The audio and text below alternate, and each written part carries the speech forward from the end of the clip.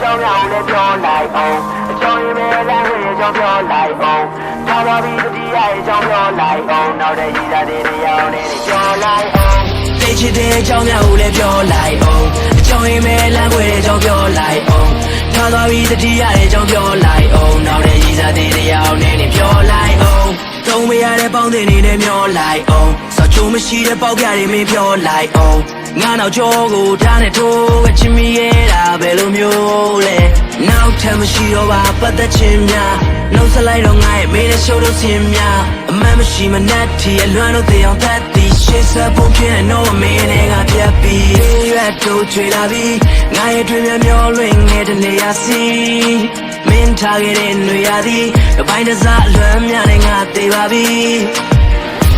သိချစ်တဲ့အကြောင်းများကိုလည်းပြောလိုက်အောင်အကြောင်းရင်းပဲလမ်းခွေရဲ့အကြောင်းပြောလိုက်အောင်ထားသွားပြီးတတိယရဲ့အကြောင်းပြောလိုက်အောင်နောက်တဲ့ရည်စားတဲ့တရားနဲ့ပြောလိုက်အောင်သိချစ်တဲ့အကြောင်းများကိုလည်းပြောလိုက်အောင်အကြောင်းရင်းပဲလမ်းခွေရဲ့အကြောင်းပြောလိုက်အောင်ထားသွားပြီးတတိယရဲ့အကြောင်းပြောလိုက်အောင်နောက်တဲ့ရည်စားတဲ့တရားနဲ့ပြောလိုက်အောင်လက်တို့ချွေလာပြီးငါရဲ့တွေ့မျောလွင်ငယ်တနေရစီမင်းထားခဲ့တဲ့ຫນွေရသည်တစ်ပိုင်းတစ်စားအလွမ်းများနဲ့ငါသေးပါပြီစူးများနဲ့ပြင်းနေတဲ့နေစီဖန်ဆုပ်ထားခဲ့ပြီးတော့ငါချစ်တဲ့ရာတွင်တီ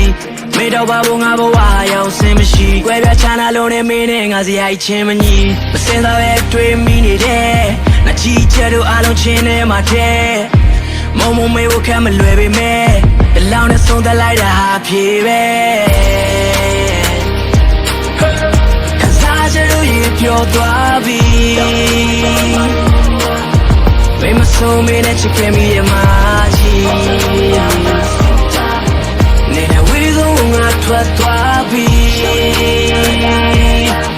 အမရဟောင်းလေးလည်းသူဆုံးသွားပြီသိချစ်တဲ့အကြောင်းများကိုလည်းပြောလိုက်အောင်အကြောင်းရင်းပဲလမ်းခွေရဲ့အကြောင်းပြောလိုက်အောင်ထားသွားပြီးတတိယရဲ့အကြောင်းပြောလိုက်အောင်နောက်တဲ့ရည်သားတွေတရားနဲ့ပြောလိုက်အောင်သိချစ်တဲ့အကြောင်းများကိုလည်းပြောလိုက်အောင်အကြောင်းရင်းပဲလမ်းခွေရဲ့အကြောင်းပြော